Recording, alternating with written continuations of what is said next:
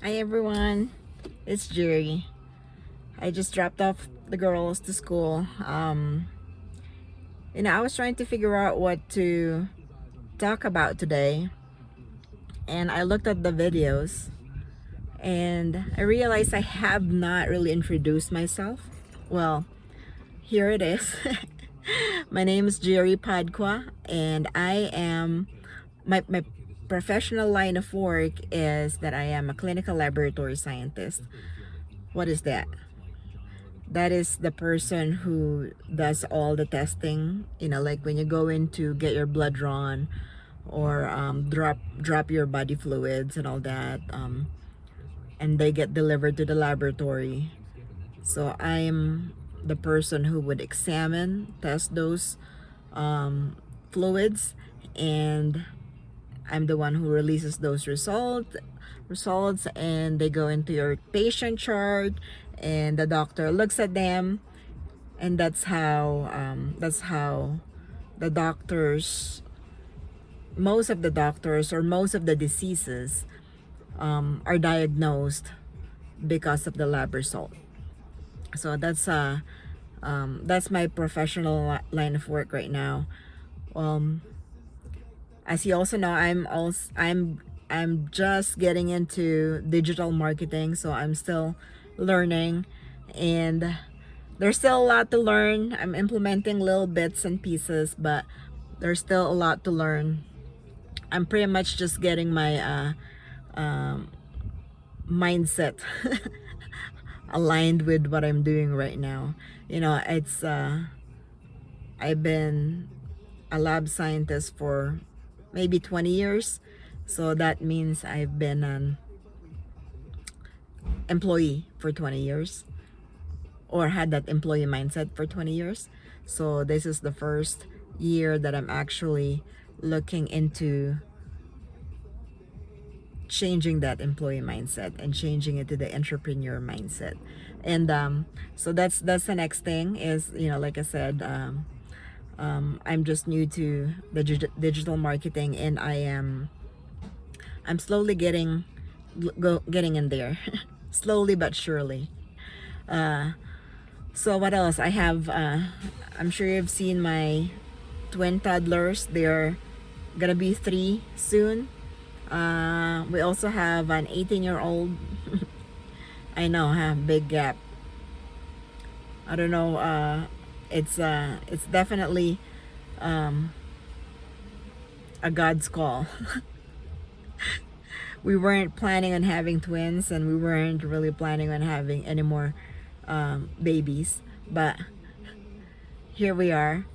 But it's all good. I mean, I love our girls. I love our kids, so it's all good right now. They're a great blessing to us. And what else? So let's say, how about my hobbies? My hobbies, when, well, actually not my hobbies, but when I can, or when we can, we go hiking. We like to hike. We hike big and small mountains. I think so far the tallest mountain that we hike was about like 8,200 feet up, something like 8,200 feet elevation, something like that. So we love hiking. I like to write blogs too. Well, now I know they're called blogs. I did not know that they were called blogs before, but I like writing articles, and I usually write articles about laboratory testing. There's so many laboratory testing, and if you have a question, feel free to ask me. If I know what it is, I can give you an insight on what it is. I can give you an idea, or maybe a basic information on what it's about. But you have to give me some time to kind of look it up again.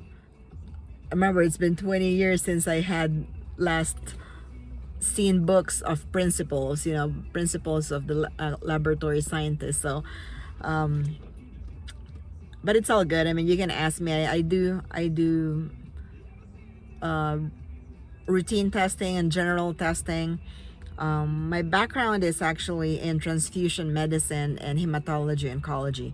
So transfusion medicine is your blood type basically, and if you need blood, I have to give you something that is compatible to you.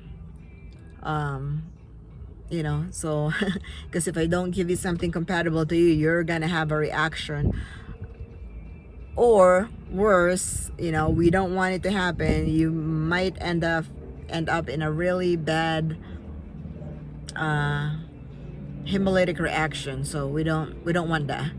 So we want to give you a blood that's compatible. So like the famous convalescent plasma recently, that's something that we do too. That's part of a transfusion medicine. The other thing is the hematology oncology. If you've had anybody who has had blood cancer, that's something that I did before. I'm not doing it anymore right now, but I'm keeping up with my skill as much as I can.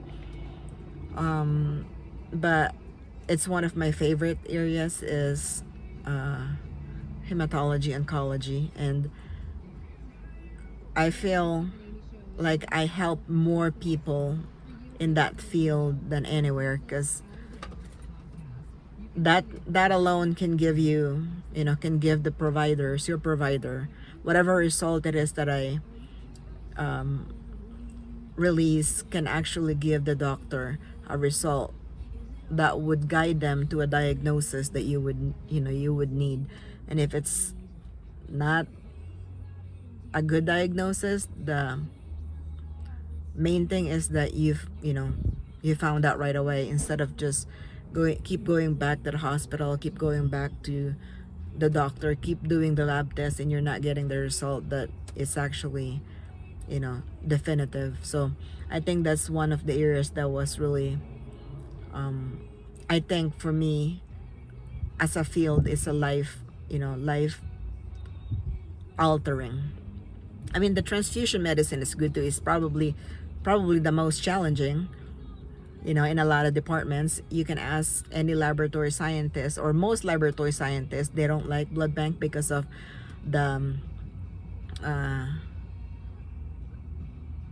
immediate effect that it can give to the person. So like, if you gave the person wrong blood, you can, it's really bad, but you can essentially kill that patient, and that's why it's really scary.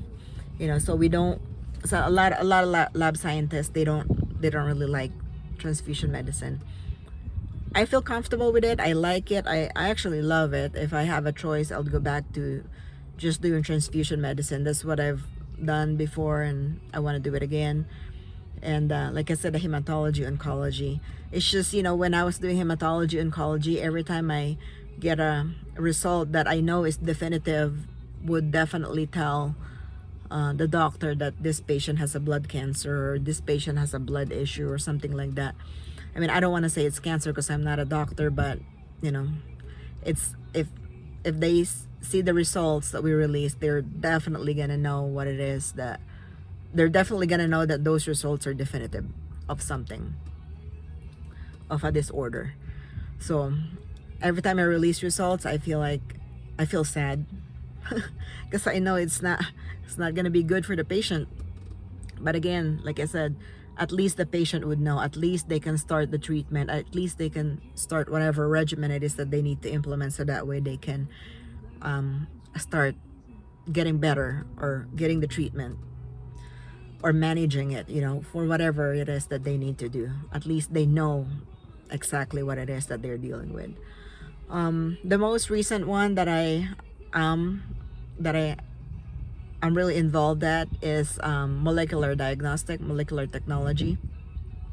I'm sure you guys know about the PCR testing, the rapid test, COVID test, all that.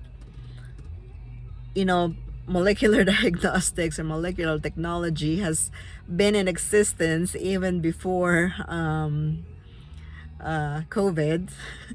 In fact, we've been doing it for flu, for RSV and all that.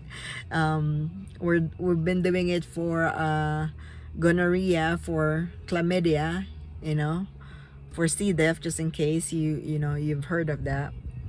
So we've been using the PCR technology for a long time, but at least from the time that I can remember doing testing, but it only got surfaced, or it only got popularized recently because of the COVID. But trust me, when people say this is a new technology, it's not a new technology. It is a technology that has been existing, has been used for a while, not a new technology. In line with that one is the I just want to, it's not part of my profession, but I just want to kind of input it in there. The two types of vaccine, the other type is the mRNA, and then the other type is just the vector. So the vector, we've been using it for almost everything. But the mRNA, as much as everyone says it's a new technology, it's not really a new technology. It's been in research for at least 15 years. So if you look it up, you're gonna see research about the mRNA, and the main difference really on the mRNA and the vector is the fact that the mRNA, you're actually getting the RNA of the virus, in the vaccine. So the vaccine gets injected to you. We don't have any oral vaccine yet for the COVID, but right now it's all vaccine, injection vaccine or something like that. The mRNA is like every one of us, we all have our DNA, we have our mRNA, and we put that RNA in the vaccine, and then that's given to us. And then it's called mRNA because it's a messenger. So the RNA is carrying the message to bring to our system, and the message that the RNA is carrying to our system is to make antibodies for this vaccine. So that's the message. So the messenger RNA, the message of the RNA is to tell our body to make antibodies for the COVID-19 virus. There are other vaccines that are that are using the same platform. The vector, the other one, the vector vaccine is, or I think they call it something else, but that's actually an attenuated, or meaning it's a dead virus. Like it's completely crashed, completely dead. But when it gets injected to our system, it looks different. So our system would now notice it. And since they know it's different, they're gonna attack it. Our system's gonna attack it. So that's how those two vaccines differ. The main thing is, a lot of people I think are having issues with the vaccine, or they're scared of the vaccine. Let me just put it in a context where, have you ever punched somebody? Like in a situation where you really need to punch somebody, have you punched somebody? Do you think that if you're in a bad situation and then you needed to punch that person who's attacking you, can you punch that person with enough strength and enough intensity that person's gonna fall? Do you know if you can do that? Because I can tell you right now, if you don't practice, you won't be able to do that. And that's exactly what the vaccine is doing. The vaccine is telling us that go ahead, body, go ahead, immune system, practice your punches, because when the actual enemy or the actual virus comes, you'll be ready.